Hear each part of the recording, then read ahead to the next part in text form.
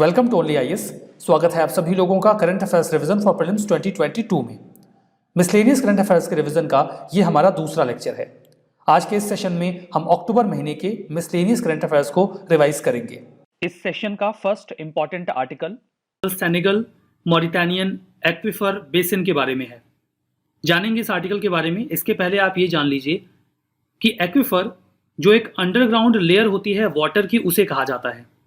जैसे जब आप कुआं खोदते हैं या फिर हैंडपंप लगाते हैं तो जो एक्विफर है वहीं से हम पानी को बाहर निकालते हैं। यहाँ पर देखिए कुछ देशों का नाम रखा गया है, लिया गया है।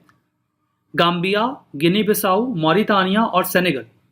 इन 4 देशों के मिनिस्टर्स ने एक ज्वाइंट डिक्लेरेशन साइन किया है 29 सितंबर 2021 को।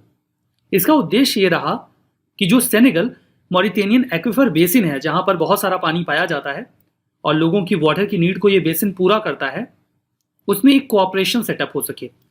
सबसे पहले तो आप इन 4 देशों की लोकेशन देखिए मैप में। यह है अफ्रीका। यह है अफ्रीका का वेस्टर्न पार्ट। इसी वेस्टर्न पार्ट को यहां पर जूम किया गया है।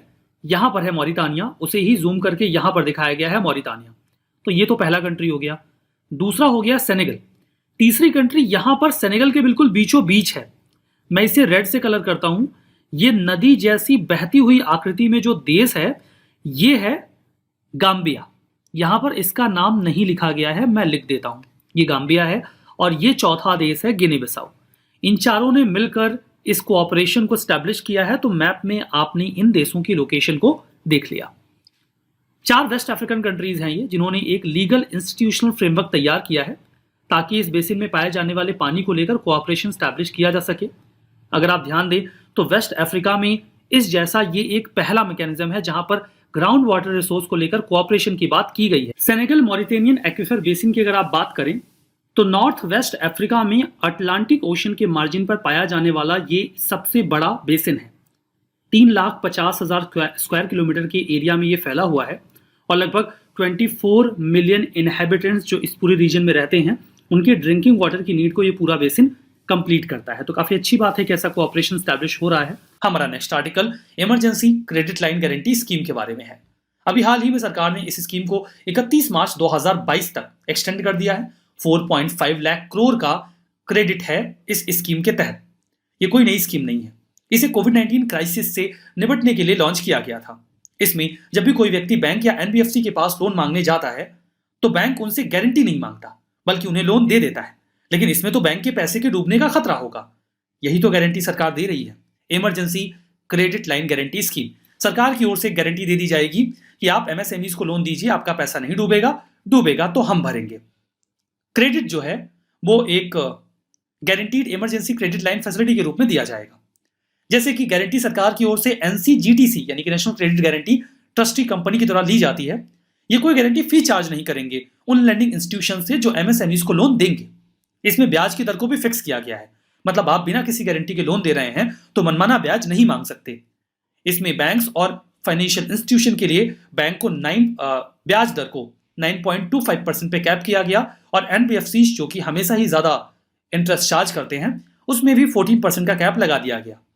कौन एलिजिबल है? कोई भी ऐसा बिजनेस एंटरप्राइज या एमएसएमई जिनके पास ऑलरेडी 50 करोड़ का लोन तो है, बट उन्होंने फरवरी 29, 2020 तक अपने लोन को अच्छे से हैंडल किया, उसकी मंथली पेमेंट ब्याज वगैरह जो था वो टाइम से दिया और उनका टर्नओवर 250 करोड़ तक है, तब भी वो ये लोन ले सकते हैं।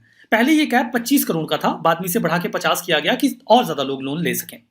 बेनिफिट्स स्कीम के ये हैं कि अगर कोई सेक्टर था जो फरवरी 2020 तक बढ़िया काम कर रहा था लेकिन लॉकडाउन की वजह से, कोविड की वजह से अफेक्ट हुआ, तो उसे इजी क्रेडिट मिल जाएगा और उसे सहूलियत हो जाएगी। अगला आर्टिकल बात करता है गेमिंग डिसऑर्डर्स के बारे में। हमें पता है कि गेमिंग बहुत ज़्यादा हो रही है, तो उसको हाल में दर्जा दिया गया WHO के द्वारा कि भाई ये भी एक डिसऑर्डर है। क्या होता है इसमें कि भाई आपको गेमिंग का चस्का लग जाता है, आप ज़्यादा गेम खेलना चाहते हैं, बाकी चीज़ों को नेग्लेक्ट करते हैं और ऑब्सेसिवली गेमिंग की ओर रुझान रहता है, कुछ और सूझता नहीं और घंटे घंटे लोग वहाँ समय व्यर्थ करते हैं। लॉकडाउन में ज़रा देखा गया था। तो ये तो बहुत ही बेसिक सी न्यूज़ हो गई। हमारे लिए काम की बात इसलिए है क्योंकि इससे जो बिहेवियरल पैटर्न में बदलाव आते हैं, नींद नहीं आना, ज़्यादा तक स्क्रीन पे रहना और एकेडमिक फेलियर हो जाना, फिर और एंगर, फ्रस्ट्रेशन, इरिटेशन, ये सब इसके अंदर आता है। तो इसको डिसऑर्डर के रूप में देखा गया है। और जब WHO ने अपनी नई क्लासिफिकेशन ऑफ डिजीज का 11th वर्जन रिवीजन किया, उसमें इसे ऐड किया गया था। तो जो इंटरनेशनल क्लासिफिकेशन ऑफ डिजीज है, ये असल में देखता है कि ग्लोबली कौन कौन से डिसऑर्डर्स या डिजीज बढ़ रहे हैं, ताकि उनको लेकर ढंग से डायग्नोज किया जा सके, रिसर्चर्स के ऊपर रिसर्च करें ताकि इन समस्याओं को समय रहते उनका निराकरण किया जा सके। तो उसके तहत अब गेमिंग को भी इसके अंदर डाला गया है। अगली बात आती है आई ड्रोन की। अब क्वेश्चन ऐसा आ सकता है, आई ड्रोन किससे रिलेटेड है? क्या आई ड्रोन एक मारक क्षमता वाला ड्रोन है? क्या आई ड्रोन एक ई कॉमर्स कंपनी का कोई ड्रोन है? तो नहीं, आई ड्रोन असल में ministry of health and family welfare ने लॉन्च किया है, जिसके तहत ये ड्रोन के थ्रू रिस्पॉन्स और आउटरीच करेंगे, नॉर्थ ईस्ट में वैक्सीन पहुंचाएंगे ताकि लोगों की जान बचाया जा सके। मेक इन इंडिया के तहत साउथ एशिया का पहला ऐसा ये प्रोग्राम है जिसके तहत ड्रोन्स वैक्सीन पहुंचाएंगे नॉर्थ ईस्ट के रीजन में, जो कि दूर दूर के इलाकों में है, जो कि 15-15 किलोमीटर के डिस्टेंस पे है। तो 10 मिनट के अंदर वैक्सीन यहाँ पहुंचाई जा सकेगी इसके थ्रू। इससे पहले कभी ऐसा किया नहीं गया, रोड के थ्रू जाने में बहुत समय लगेगा और इससे जो हिली और टफ टेरेन है वहां तक इसे पहुंचाया जा सकेगा। इसके लिए बिष्णुपुर डिस्ट्रिक्ट हो गए, लोकटक लेक फेमस है, लोकटक लेक, करांग जो आइलैंड है मणिपुर का, वहां पे इसको पहुंचाने का काम दिया जा रहा है। तो आई ड्रोन क्या है ये आपको पता लग। हमारा next article Henley passport index 2021 के बारे में है। इंडिया को रैंक मिली है 90। अच्छी नहीं है, कम से कम पिछले साल से तो अच्छी नहीं है। अब यहां पर यह बताया जाता है कि कौन से देश का पासपोर्ट स्ट्रांग है और कौन से देश का पासपोर्ट वीक है। अब ये स्ट्रांग और वीक होने का क्या मतलब है? मतलब किसी देश का पासपोर्ट लोहे का बना है तो स्ट्रांग है, कागज का बना है तो वीक है, ऐसा तो मामला नहीं होगा ना। स्ट्रांग या वीक होने का मतलब यह है कि आप कितने देशों में वीजा फ्री ट्रेवल कर सकते हैं। वीजा फ्री ट्रेवल के दो मतलब हो सकते हैं। एक तो उस देश में जाने पर आपका वीजा लगता ही नहीं, आप पासपोर्ट लेके जा सकते हो। दूसरा, आपको वीजा ऑन अराइवल की सुविधा मिलती है, मतलब आप वीजा पहले मत बनवाओ, उस देश में एयरपोर्ट पे उतरो, घंटे 2 घंटे का समय लगेगा, वीजा मिल जाएगा। दोनों ही सुविधाओं में अगर ज्यादा देश ये सुविधा उस देश के पासपोर्ट को दे रहे हैं तो वो पासपोर्ट मजबूत है। इससे साफ स्पष्ट है कि इंडिया का पासपोर्ट बहुत मजबूत नहीं है। हमारे रेसिडेंट्स को दूसरे देशों में उतनी तवज्जो नहीं दी जाती जितनी कि कुछ देशों को दी जाती होगी जो इस लिस्ट में ऊपर होंगे। हेनले पासपोर्ट इंडेक्स, ये जो रैंकिंग है, ये उन डेस्टिनेशंस को आइडेंटिफाई करती है किसी भी देश के लिए जहां पर वो बिना प्रायर वीजा के जा सकते हैं। इसे स्टार्ट किया गया था 2006 में। तब इसका नाम हेनले पासपोर्ट इंडेक्स नहीं था, तब इसका नाम था Henley and partners visa restriction index. 2018 के जनवरी में इसका ये नाम रखा गया है, नया वाला। डॉक्टर क्रिस्टीन एच कैलिन, ये हेनले एंड पार्टनर्स की चेयरमैन हुआ करती थी, उन्होंने ही इस इंडेक्स को बनाया था। लेकिन ये डेटा कहां से मिलता है, पता कैसे चलता है? International air transport association IATA, ये दुनिया भर में ट्रेवल का एक बहुत ही क्रेडिबल और एक्यूरेट डेटाबेस रखते हैं। बिल्कुल ये इंडेक्स इन्हीं के डेटाबेस पे बेस्ड होता है, मतलब इंफॉर्मेशन रिलायबल होती है। जापान और सिंगापुर कंबाइंडली टॉप 1 पे है।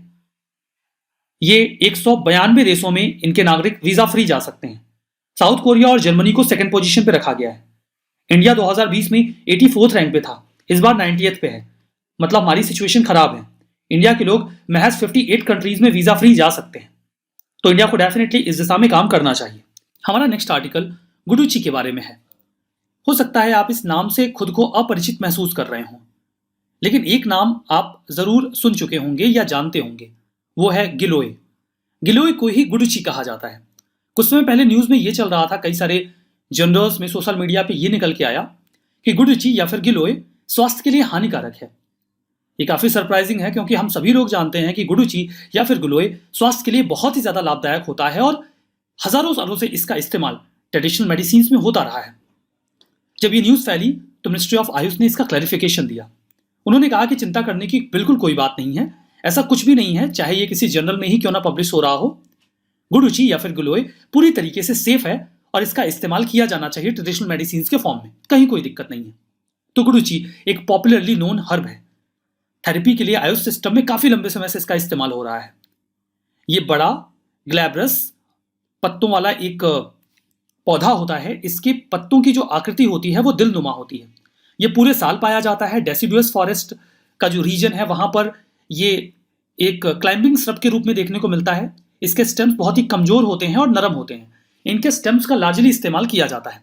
इनका फ्रूट रेड कलर का होता है और इनके पत्तों या डालों को तोड़ने पर सफेद रंग का कोई द्रव्य नहीं निकलता, जैसा कि ज्यादातर कई सारे पौधों में आपको देखने को मिलता है।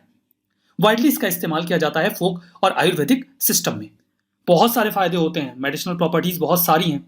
जैसे कि ये फीवर को रिड्यूस करता है, एंटी डायबिटिक है, एंटी पायरेटिक है यानी कि फीवर को रिड्यूस करता है, एंटी स्पाज्मोडिक है यानी कि जकड़न या ऐंठन को कम करता है, एंटी इन्फ्लेमेटरी है, जलन को कम करता है, एंटी आर्थराइटिक है, गठिया में भी निदान करता है, एंटी टॉक्सीडेंट है, टॉक्सिसिटी को भी कम करता है, एंटी एलर्जिक है, एंटी स्ट्रेस है, एंटी लेप्रोटिक है, कुछ स्ट्रोक में भी फायदेमंद है, एंटी मलेरियल है, इम्यूनो मॉड्यूलेटरी है, इम्यून सिस्टम को बेहतर करता है, एंटी नियोप्लास्टिक एक्टिविटी में भी इसका इस्तेमाल होता है, मतलब कैंसर के ट्रीटमेंट में जो दवाएं इस्तेमाल होती हैं उनमें भी इसका इस्तेमाल किया जा सकता है। अब आपको लगेगा कि फिर ये दवा तो मतलब हर चीज का निदान कर सकती है। देखिए, कोई भी दवा पूरी तरीके से किसी भी चीज को ठीक करे जरूरी नहीं, लेकिन ये किसी न किसी रूप में उसमें थोड़ी राहत जरूर दे देती है। कुछ बीमारियां हैं जो बहुत तेजी से फैलती हैं, जबकि आयुष मेडिसिन बड़ा धीमे काम करती हैं, इसलिए काउंटर करने में थोड़ी प्रॉब्लम होती है। लेकिन डेफिनेटली गुडुचि या फिर गिलोय कई प्रकार से हमारे लिए बहुत ज्यादा लाभदायक होती है। कल नोबेल पीस प्राइज के बारे में है। इस साल ये पीस प्राइज मारिया रेसा और दिमित्री मुरातोव को दिया गया है। मारिया रेसा फिलीपींस से बिलोंग करती हैं, जबकि दिमित्री मुरातोव रशिया से बिलोंग करते हैं। इन्होंने फ्रीडम ऑफ एक्सप्रेशन को इंश्योर करने के लिए जर्नलिज्म के फील्ड में जो काम किया, उसी कंट्रीब्यूशन के लिए ये अवार्ड इन्हें दिया गया। ध्यान दीजिएगा कि जर्नलिज्म में ये पहली बार नोबेल पीस प्राइज मिला है 1935 के बाद। 1935 में ये प्राइज जर्नलिज्म के फील्ड में दिया गया था जर्मन कार्ल वॉन ऑसिटेस्की को, जिन्होंने जो पोस्ट वॉर रीआर्मामेंट था यानी कि फर्स्ट वर्ल्ड वॉर के बाद का, उसे रिवील किया था। इसीलिए इन्हें यह प्राइज दिया गया था। 2020 का यह अवार्ड वर्ल्ड फूड प्रोग्राम को दिया गया था, जो कि यूएन की ही एक एजेंसी है। मारिया रेसा के बारे में बात करें तो इन्होंने इन्वेस्टिगेटिव जर्नलिज्म के फील्ड में काफी बढ़िया काम किया, जहां पर आप चीजों को खोजकर लोगों के सामने रखते हैं। 2012 में इन्होंने कुछ और साथियों के साथ मिलकर रैपलर फाउंड किया था। ये एक डिजिटल मीडिया प्लेटफॉर्म है जो कि इन्वेस्टिगेटिव जर्नलिज्म में काम करता है। ये इसकी हेड रही काफी लंबे समय तक। काम ये था कि जो प्रेसिडेंट रोड्रिगो दुतेर्ते हैं, उनकी एट्रोसिटीज को लोगों के सामने लेकर आना। उन्होंने एक कंट्रोवर्शियल कैंपेन चलाया था, एंटी ड्रग कैंपेन, जिसके नाम पे उन्होंने अपने कई सारे ओपोनेंट्स को जान से मार दिया। इस चीज को पब्लिक डोमेन में लाने का काम किया गया। 2021 के वर्ल्ड प्रेस फ्रीडम इंडेक्स की बात करें तो फिलीपींस की रैंक 138 है। आप सरप्राइज होंगे ये जानकर कि इंडिया की रैंक फिलीपींस से खराब है, यानी कि 142 है। इंडिया को इस बारे में कंसर्न डेफिनेटली होना चाहिए। इन्होंने कुछ राइटिंग्स भी करी हैं, जैसे कि सीड ऑफ द टेरर, एक आई विटनेस अकाउंट है अलकायदा के न्यूज सेंटर का, further from bin Laden to Facebook, 10 days of abduction, 10 years of terrorism, ये इनकी कुछ राइटिंग्स हैं। बात करते हैं दिमित्री मुरातोव के बारे में। इन्होंने फ्रीडम ऑफ स्पीच को रशिया में डिफेंड किया, काफी चैलेंजिंग कंडीशंस में, मतलब ऐसी कंडीशंस में जब आपकी जान को खतरा हो। रशिया की रैंक 2021 के वर्ल्ड फ्रीडम इंडेक्स में इंडिया से खराब रही है। रशिया को 150 रैंक किया गया है। इन्होंने अपनी 50 कलीग्स के साथ मिलकर नोवाया गेजेटा, एक प्रकार का न्यूज़पेपर स्टार्ट किया था 1993 में। तो कुल मिला के वो इसके एक फाउंडर भी थे, और इन्होंने 1995 से ही इस न्यूज़पेपर के एडिटर इन चीफ का काम संभाला। एक US based non profit committee है, कमेटी टू प्रोटेक्ट जर्नलिस्ट। उनके प्रयासों से इन्हें इंटरनेशनल प्रेस फ्रीडम अवार्ड भी दिया गया 2007 का। मैं आपको बता दूं कि मुर्तोव के कलीग्स में 6 लोगों को जान से मार दिया गया जब से न्यूज़पेपर स्टार्ट हुआ। ये अक्सर हैरेसमेंट, थ्रेट और वायलेंस, फर्दर मर्डर भी फेस करते रहे हैं अपने ओपोनेंट्स के द्वारा। ऐसी टफ कंडीशंस में freedom of speech and expression को इंश्योर करने के लिए इन्हें ये पीस प्राइज दिया गया। हमारा नेक्स्ट आर्टिकल पाक बे स्कीम के बारे में है। यूनियन गवर्नमेंट कंसीडर कर रही है कि पर यूनिट कॉस्ट जो डीप सी फिशिंग वेसल्स की है उसे बढ़ाया जाएगा। ऐसा पाक बे स्कीम के तहत किया जाएगा ताकि डीप सी फिशिंग फिशरमैन के लिए ज्यादा अट्रैक्टिव बने। मुझे पूरी उम्मीद है कि अभी तक आपको कुछ भी समझ में नहीं आया है। थोड़ा बैकग्राउंड के साथ समझते हैं। मैप में लोकेशन देखिए, यह है गल्फ ऑफ मन्नार, यहां इंडिया का स्टेट है तमिलनाडु, यह है श्रीलंका, यह है एरिया पाक बे का, जहां पर इंडिया और श्रीलंका दोनों ही देशों के फिशरमैन फिशिंग करते हैं। मैरीटाइम बाउंड्री को डिवाइड किया गया है इंडिया और श्रीलंका के बीच में। यह पाक स्ट्रेट है। अब देखिए, जो तमिलनाडु के मछुआरे हैं वो वनडे फिशिंग के आदती हैं। वो अपनी छोटी सी नाव लेकर पाक बे में जाते हैं, सुबह जाएंगे और शाम को मछलियां पकड़ के वापस आ जाएंगे। अब यहां पर 2 समस्याएं होती हैं। चूंकि इस रीजन में बहुत ज्यादा फिशिंग होती है, श्रीलंका के फिशरमैन भी करते हैं और इंडिया के फिशरमैन भी करते हैं। मछलियों की यहां पर कमी है। सरफेस पर मछलियां कम मिलती हैं, तो समंदर की तली से मछलियां पकड़नी पड़ती हैं। समंदर की तली से मछलियां पकड़ने के लिए ट्रॉलर्स का इस्तेमाल किया जाता है। ट्रॉलर्स क्या होते हैं? ट्रॉलर्स भारी जाल होते हैं जिसे नाव के सहारे समंदर में छोड़ दिया जाता है।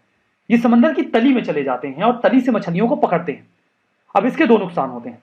पहला तो ये कि ये समंदर की तली से चलते हैं तो नीचे का पूरा इकोसिस्टम डिसरप्ट कर देते हैं, और दूसरा ये बहुत महीन होते हैं, तो ये छोटी और वेटलेस मछलियों को भी पकड़ लेते हैं जिनका कुछ खास फायदा नहीं होता। इसके अलावा एक और पॉलिटिकल डिस्प्यूट इसी वजह से इंडिया और श्रीलंका के बीच में होता है। ट्रॉलर्स के द्वारा की जाने वाली फिशिंग श्रीलंका में बैन है, तो ज्यादा मछलियां पकड़ने के चक्कर में अक्सर तमिलनाडु के मछुआरे जो ये मैरीटाइम लाइन है इसको क्रॉस कर जाते हैं और श्रीलंका की अथॉरिटीज उनको पकड़ लेती हैं। फिर इंडिया को निगोशिएट करना पड़ता है। वो कई बार मछुआरों को वापस कर भी देते हैं तो उनकी नाव वापस नहीं करते।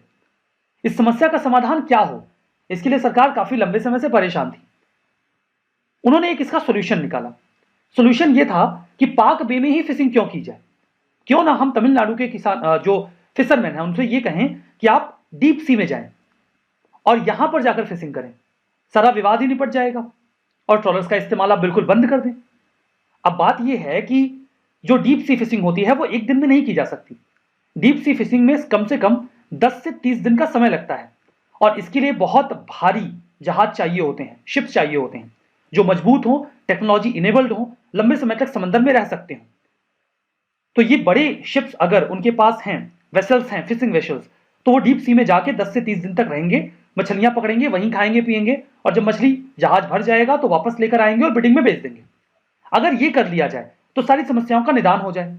लेकिन अब इतने बड़े वेसल्स मछुआरों को मिलेंगे कैसे, क्योंकि ये बहुत महंगे होते हैं, मछुआरे इसे अफोर्ड नहीं कर पाएंगे। इन दैट केस सरकार ने 2017 में पाक बे स्कीम को लॉन्च किया। ये सेंट्रली स्पॉन्सर्ड स्कीम है, केंद्र और राज्य दोनों को इसका हिस्सा देना होगा। तमिलनाडु स्पेसिफिक स्कीम है। इस स्कीम के तहत सरकार ने कहा कि हम 2000 डीप सी वेसल्स बनाएंगे और इसे बहुत ही सस्ते दाम पर स्टेट के फिशरमैन को दिया जाएगा ताकि वो ट्रॉलर्स का इस्तेमाल ना करें, डीप सी में जाकर फिशिंग करें और इकोलॉजिकल जो डिस्ट्रक्शन हो रहा है हम उससे बचें। इससे जो इंटरनेशनल मैरीटाइम बाउंड्री लाइन का डिस्प्यूट होता है इंडिया श्रीलंका के बीच में वो भी नहीं होगा। अब इसमें मामला क्या है, शुरू में सरकार ने जो वेसल बनाने वाली कंपनी है उससे ये कहा कि आप मैक्सिमम 80 लाख का वेसल बना सकते हैं जो हम इस स्कीम के तहत खरीदेंगे। जो भी उसकी कॉस्ट आएगी उसका 50% सेंट्रल गवर्नमेंट देगी, 20% स्टेट देगा, केवल 30% जो फिशरमैन है उसे बियर करना होगा। उसमें भी 10% उसे इंस्टीट्यूशनल फंडिंग मिल जाएगी, बैंक से लोन मिल जाएगा, फाइनेंस मिल जाएगा। 20% उन्हें अपनी ओर से देना होगा और वो उस वेसल को खरीद करके डीप फिशिंग में इन्वॉल्व हो सकते हैं। पहले ये लिमिट 80 लाख की थी, लेकिन ये बात चल रही थी कि इतने में अच्छे वेसल्स नहीं बन पा रहे हैं, इसकी कॉस्ट को सरकार को बढ़ाना चाहिए ताकि और ज्यादा कॉस्ट के वेसल्स भी इसका हिस्सा बन सकें। तो सरकार कंसीडर कर रही है कि अब इसकी कॉस्ट 1.3 करोड़ तक हम रखेंगे। 1 करोड़ 30 लाख तक के वेसल भी इस स्कीम का हिस्सा होंगे। मैं आपको बता दूं कि पाक वे स्कीम प्रधानमंत्री मत्स्य संपदा योजना का हिस्सा नहीं है। यहां पर 1.2 करोड़ तक के वेसल्स अलाउड हैं जिनको इस स्कीम में शामिल किया जाता है। पाक बे स्कीम में केवल 80 लाख तक के ही थे, बट इसमें अभी 1.3 करोड़ तक का कंसिडरेशन चल रहा है। हमारा next article Tiananmen square massacre के बारे में है। यूनिवर्सिटी ऑफ हांगकांग ने अभी ऑर्डर दिया है कि तियानमेन स्क्वायर मैसेकर स्टैचू, जिसे पिलर ऑफ शेम स्टैचू भी कहा जाता है, उसे वहां से हटा दिया जाए। 1989 में जिस तरीके से चाइना ने पीपल्स लिबरेशन आर्मी को बीजिंग में बुलाकर अपने ही लोगों के ऊपर टैंक चलवाकर कई सारे लोगों की जान ली थी, उसी लिए इस स्टैचू को बनाया गया था। अभी उसे हटाने का ऑर्डर दिया गया है। इसी वजह से तियानमेन स्क्वायर मैसेकर संज्ञान में आया। 1989 वो टाइम था जब चाइना में पॉलिटिकल करप्शन बहुत ज़्यादा था, नेपोटिज्म था, फ्री स्पीच को पूरी तरीके से सप्रेस कर दिया गया था और गवर्नमेंट के ऑफिशियल्स मनमानी किया करते थे। ये एक स्टूडेंट लेड डेमोन्स्ट्रेशन था जो तियानमेन स्क्वायर में स्टार्ट हुआ बीजिंग में 1989 में। इस प्रोटेस्ट की डिमांड ये थी कि चाइना में डेमोक्रेसी को लाया जाए, फ्री स्पीच को इंश्योर किया जाए और चाइना की प्रेस को भी फ्री कर दिया जाए। इस प्रोटेस्ट का बैकग्राउंड क्या रहा? एक pro reform communist general secretary थे, नाम था हु याओबैंग। अप्रैल 1989 में उनकी मौत हो जाती है वो चाहते थे कि चाइना में लोगों को बोलने की आज़ादी हो और डेमोक्रेटिक प्रिंसिपल्स को थोड़ा थोड़ा फॉलो किया जाए। फर्दर वो इकोनॉमिक लिबरलाइजेशन भी चाहते थे। उनकी मौत के बाद जगह जगह पर उन्हें श्रद्धांजलि देने के लिए लोग इकट्ठा होने लगे। उसी क्रम में बीजिंग के तियानमेन स्क्वायर पर भी बहुत सारे लोग इकट्ठा हुए। यह सामान्य सी बात थी क्योंकि लोग श्रद्धांजलि देना चाहते थे। लेकिन फिर बात उठी कि उनके जो प्रिंसिपल्स थे उन्हें चाइना में फॉलो नहीं किया जा रहा। तो लोगों ने चाइनीज गवर्नमेंट से फ्री स्पीच, डेमोक्रेटिक वैल्यूज और फ्री प्रेस की मांग की, जिसे अनसुना किया गया। फिर जो स्टूडेंट्स थे वो इकट्ठा हुए और उन्होंने चाइनीज गवर्नमेंट के सामने 7 डिमांड्स रख दी। उन 7 डिमांड्स को नजरअंदाज कर दिया गया, जिसके बाद स्टूडेंट्स और ज्यादा इकट्ठा हो गए। तो पुलिस ने उनके ऊपर लाठीचार्ज किया और उन्हें वहां से भगाने की कोशिश की गई, जिससे स्टूडेंट्स नाराज हो गए और वहां इकट्ठा होने वाले लोगों की संख्या 1 लाख से ज्यादा हो गई। इसमें स्टूडेंट ऑर्गेनाइजेशंस के अलावा कई सारे लेबर ऑर्गेनाइजेशन भी शामिल हो गए। इन बिटवीन 1989 में जो यूएसएसआर के हेड थे मिखाइल गोर्बाचोव, वो विजिट करने वाले थे चाइना को। डेमोन्स्ट्रेटर्स को ये सही समय लगा। उन्हें लगा इस समय वो अपनी डिमांड्स रख सकते हैं सरकार के सामने, जिसमें वो इन्फ्लेशन, करप्शन, लिमिटेड प्रिपेयर्डनेस जो ग्रेजुएट्स की नई इकोनॉमी में है और पॉलिटिकल पार्टिसिपेशन पे रिस्ट्रिक्शंस, इन इश्यूज को रिजॉल्व करने की मांग कर रहे थे। ये प्रोटेस्ट 15 अप्रैल को शुरू हुआ। जब सरकार को लगा कि बात उनके हाथ से निकल रही है, तो 4 जून को उन्होंने बीजिंग में मार्शल लॉ डिक्लेयर कर दिया और मिलिट्री को कहा, यानी कि पीपल्स लिबरेशन आर्मी को, कि वो बीजिंग में घुसे और इस पूरे डेमोन्स्ट्रेशन को खत्म करें। जो पीपल्स लिबरेशन आर्मी थी वो अपने असॉल्ट राइफल्स और टैंक्स के साथ बीजिंग में एंटर करती है। जो भी सामने आया उनके ऊपर अंधाधुंध गोलियां बरसाई गई, न केवल असॉल्ट राइफल्स से बल्कि टैंक से भी। इस तरीके से चाइना एक ऐसा देश बन गया जिसने अपने खुद के लोगों के खिलाफ, इनफैक्ट स्टूडेंट्स के खिलाफ, टैंक्स का इस्तेमाल किया। चाइना से बाद में पूछा गया कि कितने लोग मारे गए। उन्होंने कहा 241। यद्यपि ये नंबर 10,000 तक थे, क्योंकि इतनी बड़ी भीड़ के ऊपर अगर अंधाधुंध गोलियां चलाई जाएंगी, वो भी टैंक से, तो सिर्फ 241 लोग नहीं मारे जाएंगे। हमारा नेक्स्ट आर्टिकल नोक्कू कूली के बारे में है। इसके पहले कि हम आगे बढ़ें, आप नोक्कू कूली का मतलब समझिए। नोक्कू कूली स्टेट ऑफ केरला की एक प्रैक्टिस है। यहां पर जो वर्कर्स होते हैं वो काम नहीं करते और जबरदस्ती पैसे मांगते हैं। ये प्रैक्टिस कई दशकों से चली आ रही है केरला में। इसे रोकने के मल्टीपल प्रयास किए गए हैं, लेकिन अभी भी ये पूरी तरीके से खत्म नहीं हो पाया है। काइंड ऑफ एक्सटॉर्शन है, जबरदस्ती पैसे वसूले जाते हैं। किस बात के पैसे वसूले जाते हैं आप समझ लेंगे। ये पैसों की वसूली हेडलोड वर्कर्स के द्वारा की जाती है। हेडलोड वर्कर्स ऐसे वर्कर्स होते हैं जो अपनी सिर के ऊपर सामान को रख के एक जगह से दूसरी जगह लेके जाते हैं। कई बार इनका एक बहुत ही इंपॉर्टेंट रोल होता है सामान की लोडिंग अनलोडिंग में। केरला हाईकोर्ट ने एक बार फिर से स्टेट में नोक्कू कूली की इस प्रैक्टिस पर फटकार लगाई है राज्य को कि आप इसे पूरी तरीके से खत्म क्यों नहीं कर पा रहे हैं।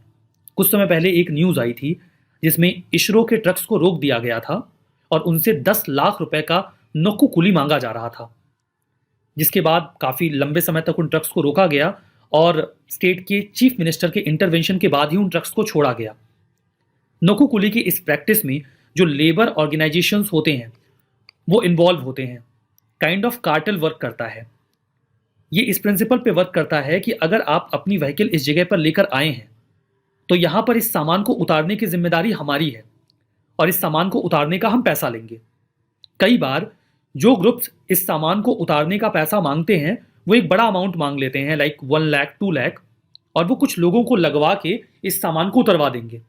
कई बार वो आपसे एक ऐसा अमाउंट मांगेंगे जो हेडलोड वर्कर्स को सिर से सामान को उतारने में चाहिए होगा, लेकिन वो आपका सामान क्रेन से उतार लेंगे और सारा पैसा खुद रख लेंगे। एक तीसरी कंडीशन ऐसी भी होती है जब आप अपना सामान खुद ही उतार लेंगे, लोड अनलोड करवा लेंगे, लेकिन वो फिर भी आपको नहीं जाने देंगे और कहेंगे चूंकि आपने लोडिंग अनलोडिंग भले ही खुद से कर ली, लेकिन ये काम तो हमारा था, ऐसा करके आपने हमारा काम छीना, तो आपको वो पैसे तो हमको देने ही पड़ेंगे जो हमारे बनते हैं। उन्होंने आपसे 2 लाख रुपए मांगे, आपने कहा नहीं मैं अपना सामान खुद ही लोड या अनलोड कर लूंगा। वो कहेंगे ठीक है आप लोड अनलोड खुद से कर लो, कोई दिक्कत नहीं है, लेकिन 2 लाख तो हम फिर भी लेंगे, नहीं तो आपको जाने नहीं देंगे। यू कैन अंडरस्टैंड कि यहाँ पे लेबर यूनियंस की शह पर यह काम होता है और कई बार प्रयास किया गया है कि इसे रोका जाए। इसका मतलब होता है गॉकिंग वेजेस, देखने के पैसे लेना। मतलब सामान आप खुद से अपना उतारो चढ़ाओ, वो केवल खड़े रहेंगे, उसके बाद आपसे पैसे लेंगे और जाने नहीं देंगे। 1 मई 2018 को केरला गवर्नमेंट ने इसे ऑफिशियली बैन कर दिया।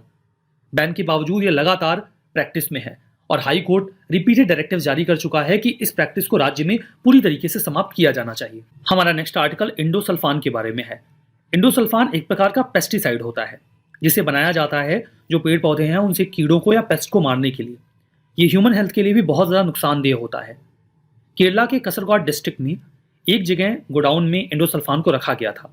प्रोटेस्टर्स वहां पर पहुंच जाते हैं और वो डिमांड करते हैं कि इसे सेफली डिस्पोज करने के लिए उसी कंपनी के पास वापस भेजा जाना चाहिए जिन्होंने इसे बनाया है।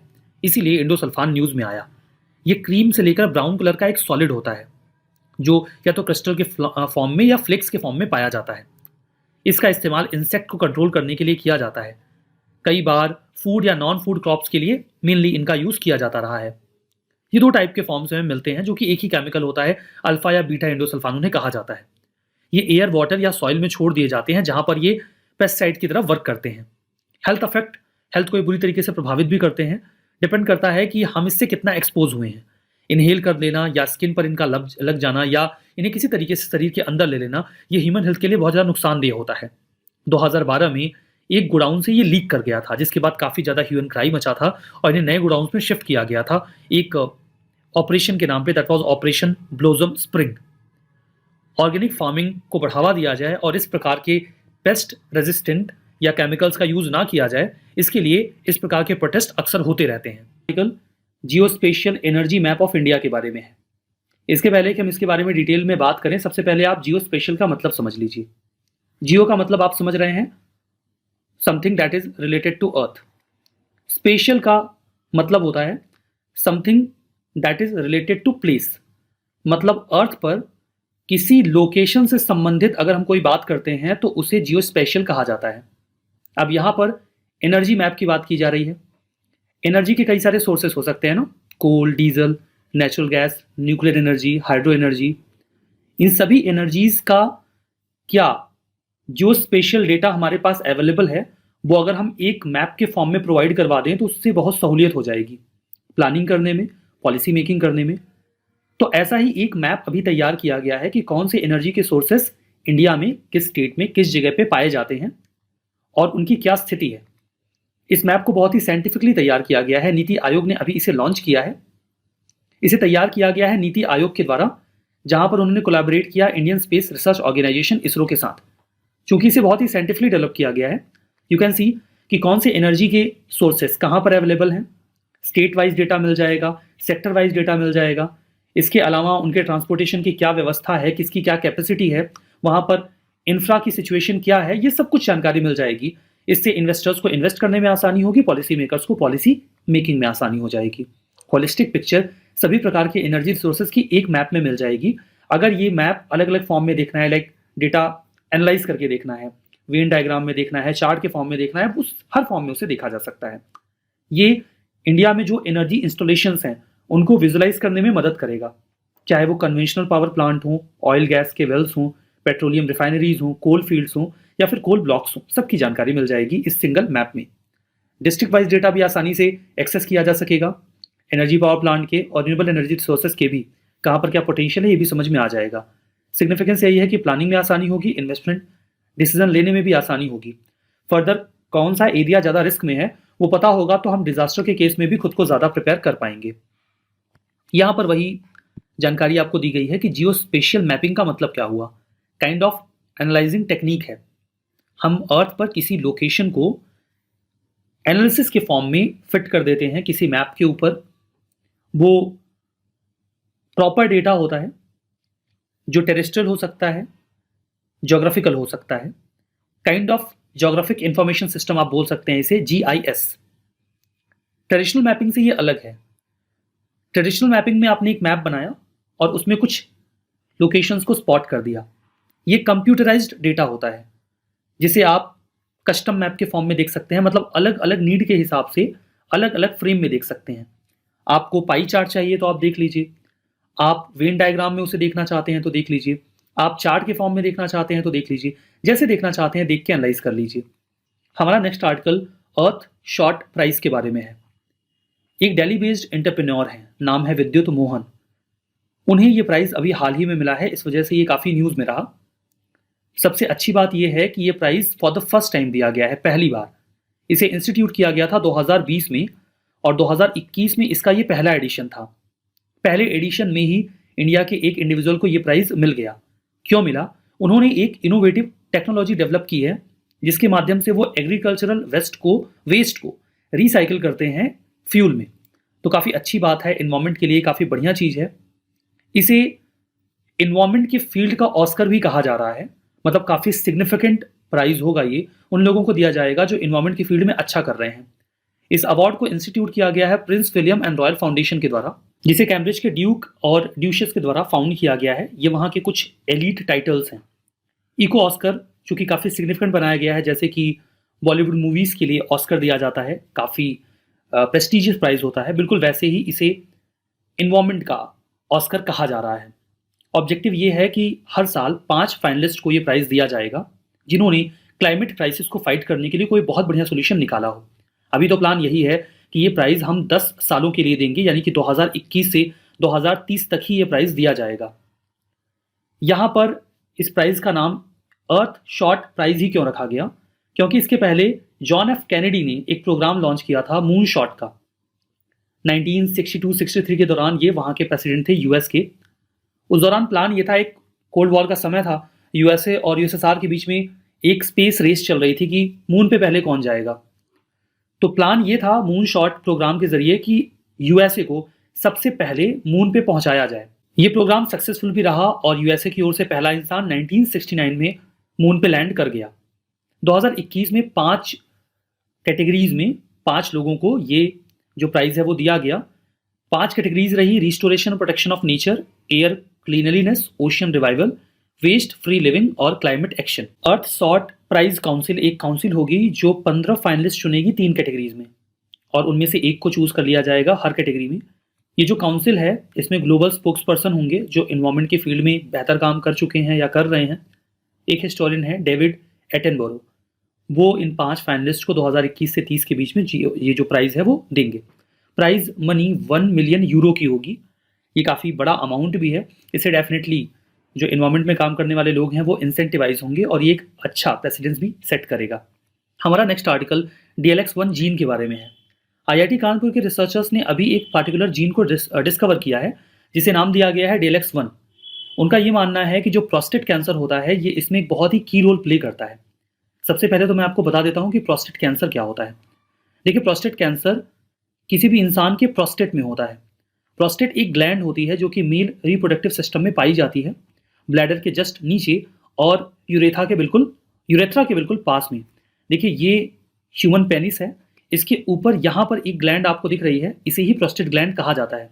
यहाँ पर जो कैंसर होता है इसे ही प्रोस्टेट कैंसर कहा जाता है। तो यहाँ पर एक पार्टिकुलर जीन काफ़ी की रोल प्ले करता है, दैट इज DLX जीन। इसी बारे में ये रिसर्च है। DLX1 जीन जो है ये केवल ऐसा नहीं कि केवल कैंसर कॉज करता है, ये हमारी बॉडी में कुछ इंपॉर्टेंट रोल भी प्ले करता है। लाइक ह्यूमन की बॉडी में जो जॉ, स्केलेटन या फिर जो इंटर न्यूरॉन्स हैं ब्रेन के, उनके डेवलपमेंट में इस जीन का बहुत ही की रोल होता है और ये प्रोस्टेट कैंसर की सेल्स में भी पाया जाता है।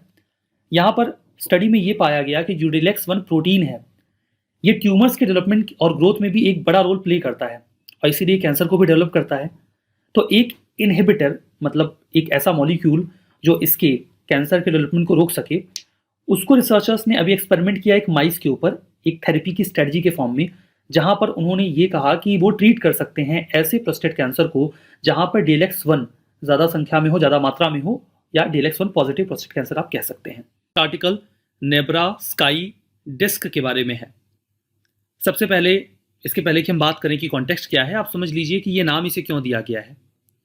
नेब्रा एक लोकेशन है जो जर्मनी में है, ठीक है। वहां पे हमें एक डिस्क नुमा आकृति मिली है जिसमें स्काई को डिपिक्ट किया गया है। तो चूंकि ये डिस्क नेब्रा में मिली है इसीलिए इसे नाम दिया गया है नेब्रा स्काई डिस्क। अभी जो लंदन का ब्रिटिश म्यूजियम है वहां पर इसे डिस्प्ले किया जाएगा। काफी पुराना ऑब्जेक्ट है ये। वहां का एक एग्जीबिशन है जो फरवरी 2022 में खुलने वाला है, वहीं पर इसे एग्जिबिट करेंगे। नेब्रा स्काई डिस्क माना जाता है कि 3600 साल पुराना है, ब्रोंज एज से बिलोंग करता है। स्टार्स के बारे में उस समय लोग इतने अवेयर थे या क्यूरियस थे और उन्होंने इस संबंध में कोई एक डिस्क भी बना डाली ये अपने आप में आश्चर्य की बात है। ये जो डिस्क है इसका डायामीटर 30 सेंटीमीटर है। इसके ऊपर ब्लू ग्रीन एक लेयर लगाई गई है, जिसे आप पैटिना बोल सकते हैं, काइंड ऑफ लेयर आप कह सकते हैं, जिसमें गोल्डन कलर में कुछ सिंबल्स हैं, एक सन, एक मून, या फिर ऐसा भी हो सकता है कि ये एक फुल मून हो और ये एक हाफ मून हो, बट ऐसा लग रहा है कि ये सन होगा। इसके अलावा कई सारे स्टार्स को यहाँ पे डिपिक्ट किया गया है। Kind of cosmic phenomena depict किया गया आज से 3600 साल पहले एक डिस्क पर। डिस्क ये जो है वो 1999 में जर्मनी में हमें मिली थी और इसे 20वीं सेंचुरी के बहुत ही इंपॉर्टेंट आर्कियोलॉजिकल फाइंडिंग्स में से एक माना जाता है।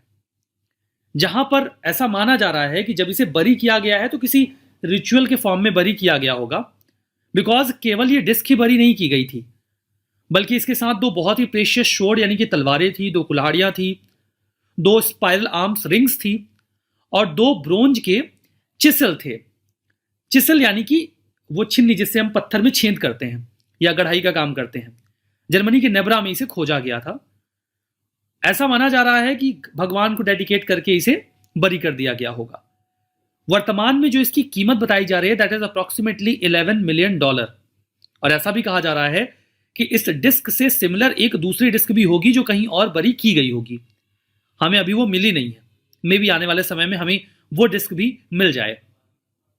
अब इस नेब्रास्काई डिस्क का सिग्निफिकेंस क्या है? काफी इंपॉर्टेंट आर्कियोलॉजिकल फाइंडिंग है ये 20वीं सेंचुरी की। उस समय जर्मनी की इस लोकेशन पे यूनेटिस कल्चर हुआ करता था।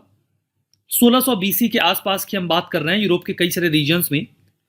तो जो ये कल्चर था ये ब्रोंज एज कम्युनिटीज का कल्चर हुआ करता था। ये कम्युनिटीज सेंट्रल यूरोप में कई सारी जगहों पे रहती थी, like Bohemia, Bavaria, south eastern Germany और वेस्टर्न पोलैंड। तो ये आर्कियोलॉजिकल पॉइंट ऑफ व्यू से काफी ज्यादा इंपॉर्टेंट है। सर, हमारा नेक्स्ट आर्टिकल सुवा रिग्पा के बारे में है। यूजीसी ने अभी ये कहा है कि बैचलर डिग्री ली जा सकती है सुवा रिग्पा में, मतलब बैचलर ऑफ सुवा रिग्पा मेडिसिन एंड सर्जरी। ये कोर्स होगा, 5 साल का कोर्स होगा। +2 जिसने कर लिया है वही इसमें एडमिशन ले सकता है।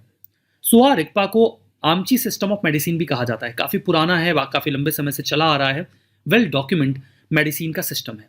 Tibet, Mongolia, Bhutan, China, Nepal, India का हिमालयन रीजन और सोवियत यूनियन का जो पिछला कुछ हिस्सा था, जो बचा हुआ रेमिनेंट है, वहां पर इस जगहों पर इसका इस्तेमाल किया जाता है। इसमें थियरी और प्रैक्टिस जो होती है मोर एंड लेस आयुर्वेद से मिलता जुलता मेडिसिन सिस्टम है। जो नेचुरल चीजें हैं उनका इस्तेमाल करके ट्रीट किया जाता है। यूथोग योनतेन गोम्पो तिब्बत से जो थे उन्हें ही फादर ऑफ सुवा रिग्पा के रूप में एक्सेप्ट किया जाता है। हमारा नेक्स्ट आर्टिकल माउंट मणिपुर और एंग्लो मणिपुर वॉर के बारे में है। अभी यूनियन गवर्नमेंट ने माउंट हैरियट जो कि अंडमान एंड निकोबार में सिचुएटेड है उसे बदलकर माउंट मणिपुर नाम दे दिया है। अब भला ऐसा क्यों किया गया? Mount Harriet Andaman and Nicobar island में तीसरी सबसे बड़ी चोटी है, सबसे ऊंची चोटी है, हाईएस्ट। और ये ब्रिटिशर्स के समय में जो चीफ कमिश्नर का ऑफिस होता था उसका समर हेडक्वार्टर भी हुआ करता था। ऐसा माना जाता है कि एक ब्रिटिश आर्टिस्ट और फोटोग्राफर थी, नाम था हैरियट क्रिस्टीना टेटलर। वो एक्चुअली में एक ब्रिटिश सोल्जर थे, रॉबर्ट क्रिस्टोफर टेटलर उनकी वाइफ थी। उन्हीं के नाम पर इस आइलैंड को ये नाम दिया गया, दैट इज माउंट हैरियट। अभी इसका नाम बदलकर माउंट मणिपुर रख दिया गया। इसका कारण क्या है? कारण यह है कि जो मणिपुर के महाराजा थे कुलचंद्र सिंह, उनके साथ साथ उनके 22 साथियों को जो फ्रीडम फाइटर्स थे, उन्हें एंग्लो मणिपुर वॉर 1891 में जो हुआ था उसके बाद यही माउंट हैरियट पे लाके इंप्रिजन किया गया था। तो उन्हें ही श्रद्धांजलि देने के लिए यह नाम बदल दिया गया। मणिपुर में 23 अप्रैल को उन्हीं लोगों की याद में खोंगजोम डे या फिर डे ऑफ पैट्रियोटिज्म मनाया जाता है।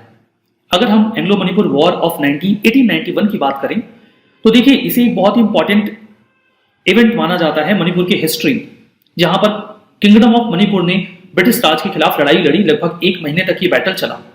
एक्चुअली में मणिपुर में जो रजवाड़ा था वहां पे कुछ फैक्शंस बट गए थे और इंटरनल फैक्शनिज्म की वजह से क्लैश चल रहा था 1891 के दौरान। इस दौरान ब्रिटिशर्स ने इस चीज का फायदा उठाने का प्रयास किया और वो इस इंटरनल राइवलरी में घुस गए, जिससे जो किंगडम था वो काफी नाराज हुआ और उन्होंने ब्रिटिशर्स के खिलाफ एक लड़ाई छेड़ दी। यद्यपि अंग्रेज इस लड़ाई को जीत गए, लेकिन ये ब्रिटिश प्रेस्टीज को काफी ज्यादा धक्का था, बिकॉज इसमें उनके 5 बड़े ऑफिसर्स और कई सारे सोल्जर्स मारे गए थे। भारत में इसे 1857 की क्रांति के बाद एक जनरल अपराइजिंग के रूप में देखा जाता है। हालांकि मणिपुर की हिस्ट्री में इसका बहुत ही सिग्निफिकेंट प्लेस है। मणिपुर इसके बाद ही एक प्रिंसली स्टेट बन गया अंडर ब्रिटिश क्राउन। हमारा नेक्स्ट आर्टिकल जियोरेसा मॉसमैनियंसिस के बारे में है। रिसर्चर्स ने एक नया छोटा सा स्नेल खोजा है, एक नई प्रजाति।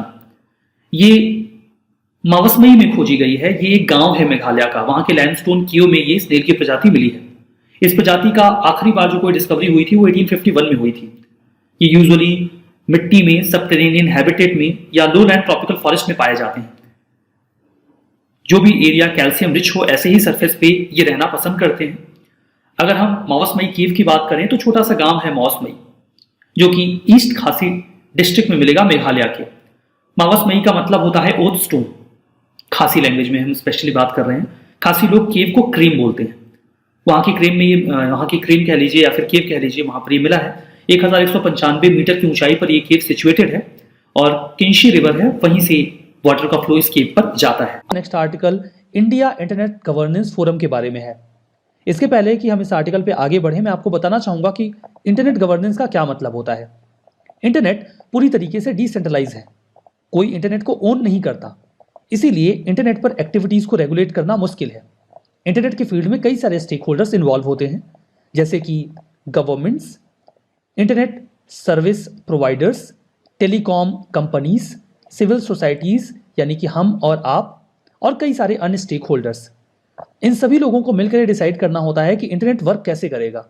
इंटरनेट ऐसे काम करना चाहिए कि किसी के भी हित को नुकसान ना पहुंचे। उस पर जो इंटरनेट है वो फ्रिक्वेंट बना रहे, मतलब सभी लोगों को इंटरनेट की एक्सेस आसानी से मिले, अफोर्डेबल हो, इतना महंगा ना हो जाए कि कोई उसे एक्सेस ना कर पाए, डिस्क्रिमिनेशन ना हो कि कोई एक्सेस कर रहा है कोई नहीं कर रहा है, सिक्योर होना चाहिए। ऐसा नहीं कि इंटरनेट का इस्तेमाल करके किसी की प्राइवेसी को हिंडर किया जाए या उसकी लाइफ और लिबर्टी को थ्रेट में डाला जाए। इन सभी चीज़ों को कैसे इंश्योर किया जाएगा, इसके लिए सभी लोगों को मिल बैठ के बातचीत करनी पड़ती है। इसे कहा जाता है इंटरनेट गवर्नेंस। इसके लिए एक फोरम तैयार करना पड़ता है जिस पर सभी स्टेक होल्डर्स आ सके, क्योंकि इंटरनेट रन करने की जिम्मेदारी किसी एक के पास नहीं है, कई सारे लोग मिलकर इसे मैनेज करते हैं। इसके लिए ग्लोबल लेवल पे एक प्लेटफॉर्म है, that is UN internet governance forum, UNIGF। वो इंटरनेशनल लेवल पे इंटरनेट गवर्नेंस को बेहतर करने की कोशिश करता है।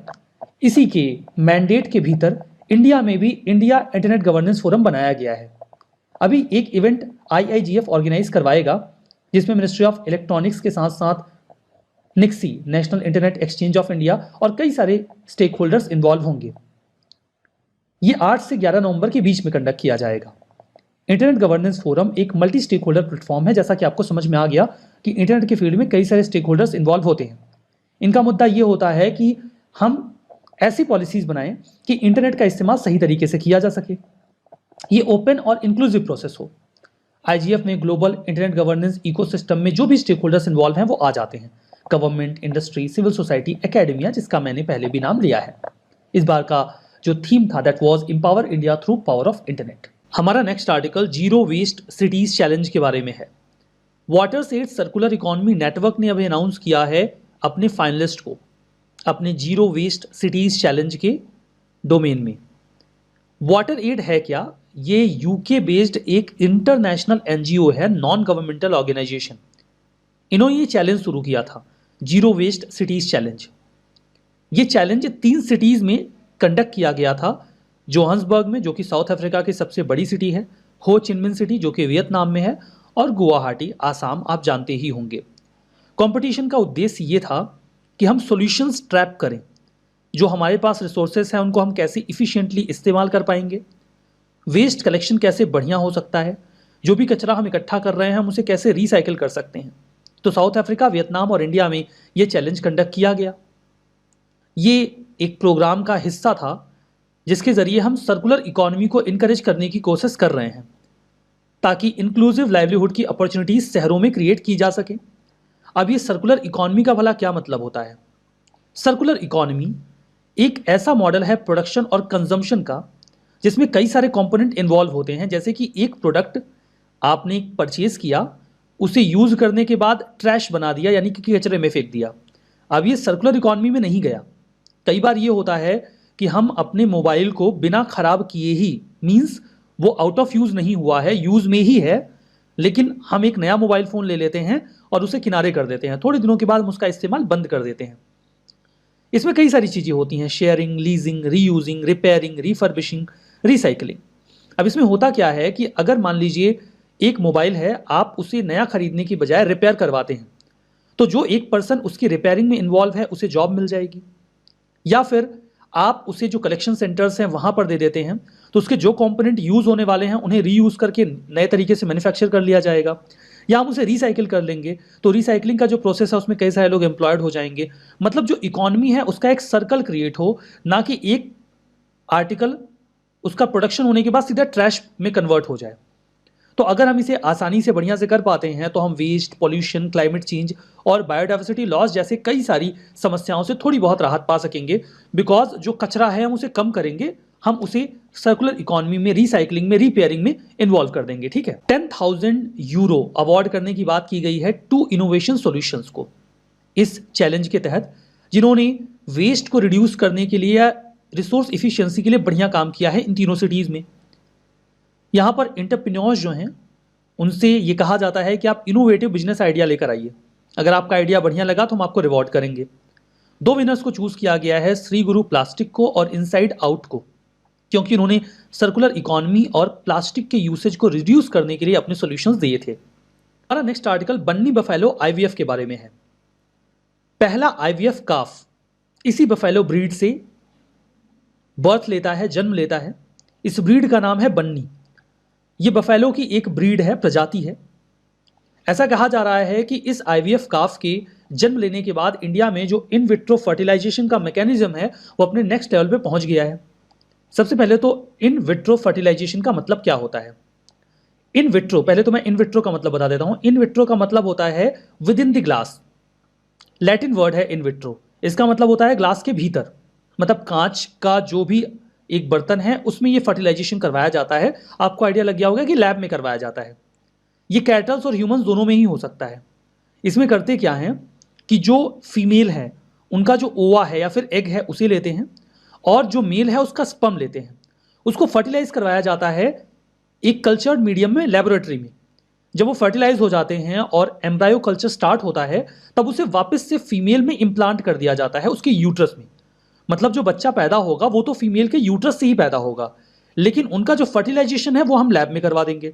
ऐसा कई बार इसलिए किया जाता है बिकॉज स्पर्म काउंट्स मान लीजिए कम है या एग काउंट्स कम है, और जो फर्टिलाइजेशन है वो विद इन बॉडी नहीं हो पा रहा है, तो उसे विद इन लैब करवा दिया जाता है और बाद में जो बच्चा है उसे यूट्रस में डाल दिया जाता है। तो एक जो रिप्रोडक्टिव टेक्नोलॉजी है उसके असिस्टेंस का एक मैकेनिज्म है।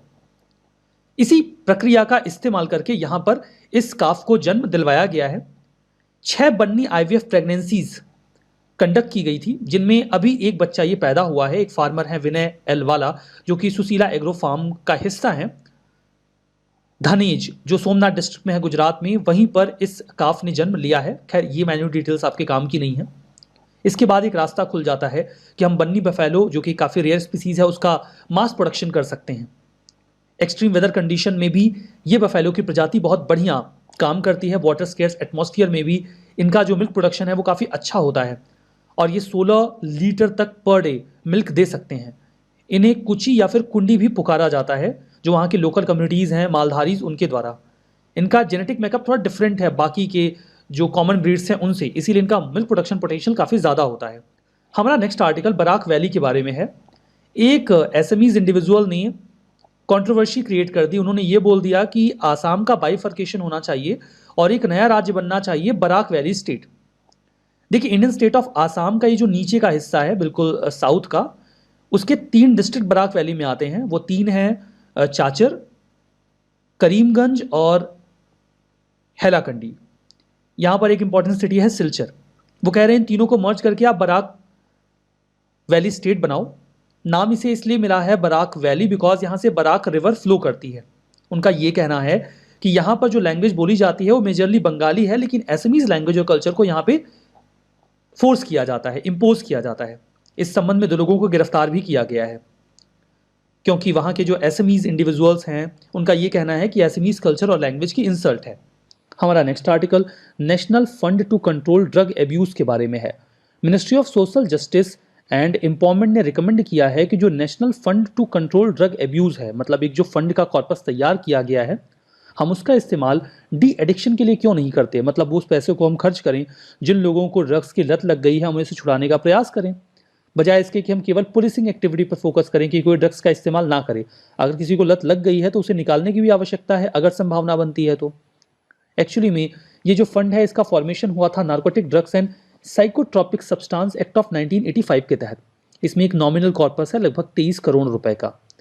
एनडीपीएस एक्ट में जो भी प्रॉपर्टी जब्त की जाती है, अगर कोई व्यक्ति ड्रग्स बेचने या खरीदने की एक्टिविटी में इन्वॉल्व है तो कई बार कुछ लोग या इंस्टीट्यूशंस ग्रांट भी दे देते हैं कि आप लोगों को ड्रग्स की लत से बाहर निकालिए, या फिर कोई इन्वेस्टमेंट किसी फील्ड में किया गया है, उसकी जो इनकम आ रही है वो अगर इस फंड में जा रही है तो हम उसका भी इस्तेमाल कर सकते हैं ड्रग एब्यूज़ में, या जो ऐसे लोग हैं जिनको ड्रग्स की लत है बाहर निकालने के लिए।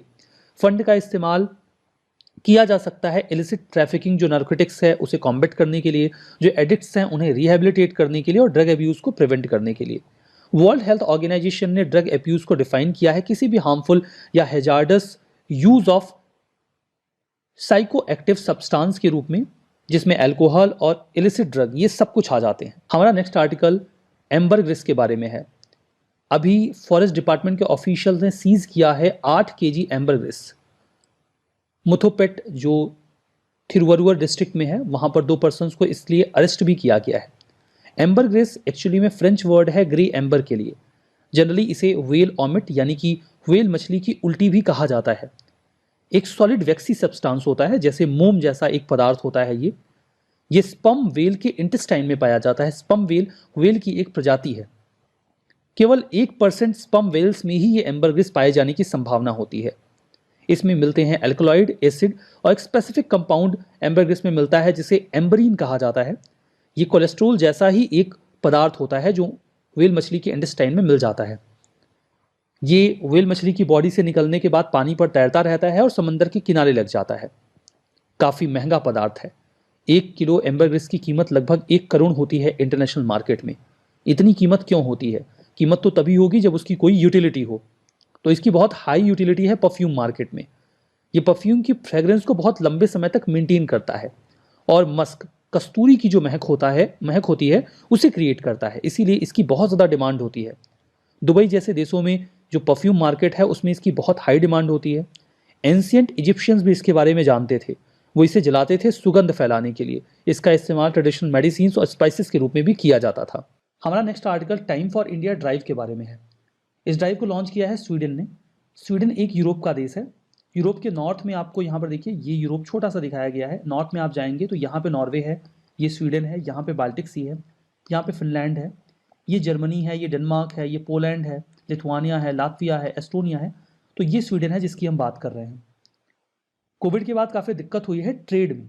व्यापार से लोग डर रहे हैं बिकॉज कोई भी दूसरे देश के नागरिकों को नहीं आने देना चाहता, कहीं वो कोविड लेकर ना आ जाए, कोई लहर ना शुरू हो जाए। ट्रेड बढ़िया हो स्वीडन और इंडिया के बीच में, इसीलिए time for India drive launch किया है स्वीडन ने। इसमें वो कह क्या रहे हैं कि आप हमारे यहाँ आइए ट्रेड पर्पज से, आप वैक्सीनेट नहीं भी है तो भी कोई दिक्कत नहीं है, आपको कोई सर्टिफिकेट लेकर नहीं आना है और आने के बाद हम आपको क्वारंटीन में भी नहीं रखेंगे। बस जब आप यहाँ पे आएंगे तो हम आपको कोविड-19 टेस्ट करेंगे, अगर आप निगेटिव हैं तो ट्रेड एक्टिविटीज़ में आप इन्वॉल्व हो जाइए। तो kind of trade promotion initiative है टाइम फॉर इंडिया ड्राइव। हमारा next article MK54 light weight torpedo के बारे में है।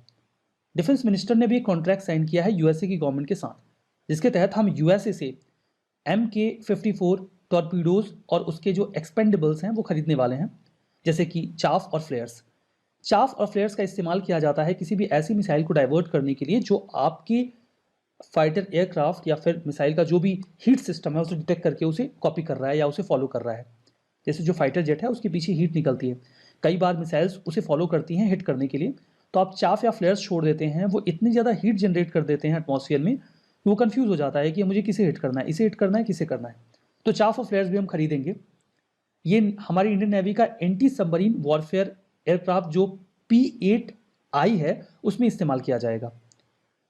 तो यहाँ पर देखिए मैं आपको बता दूं कि जो P8I है ये भी हमने यूएसए से ही खरीदा है और इसी P8I में हम ये टॉर्पीडो इंस्टॉल कर देंगे, तो इसके ज़रिए हम सबमरीन्स को हिट कर सकते हैं। चूंकि दोनों ही एक देश से आ रहे हैं तो इंस्टॉलेशन में कोई प्रॉब्लम नहीं होगी। एंटी सबमरीन वॉरफेयर टॉर्पीडो है, यूएस की नेवी इसका इस्तेमाल करती है, हम भी खरीद रहे हैं। इसका इस्तेमाल हम सबमरीन से भी कर सकते हैं, कोई वॉरशिप से भी कर सकते हैं, एयरप्लेन से भी कर सकते हैं।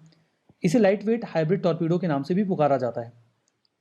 ये अबव और बिलो सरफेस लॉन्च किया जा सकता है, सेल्फ प्रोपेल्ड है, उसके बाद अपने टारगेट को हिट कर सकता है। ये अपने टारगेट को पानी के भीतर ट्रैक कर सकता है, क्लासीफाई कर सकता है, अटैक भी कर सकता है। P8I जिसमें हम इसे इस्तेमाल करने वाले हैं, ये long range multi mission maritime petrol aircraft है। यूएसए की बोइंग कंपनी से बनाती है और हमने उन्हीं से इसे खरीदा है। तो एंटी सबमरीन वॉरफेयर में काफ़ी कारगर है ये। इंडिया भी इसका इस्तेमाल करता है। ये इंटेलिजेंस, मैरीटाइम पेट्रोलिंग, सर्विलांस सब में यूज़ किया जा सकता है। हमारा नेक्स्ट आर्टिकल क्वीन हियो हुआंग ओके के बारे में है। देखिए, सरयू नदी के किनारे अयोध्या में रामकथा पार्क था, उसे अभी रिनोवेट किया गया है, थोड़ा और बढ़िया बनाया गया है, तो उसका नाम भी बदल दिया गया।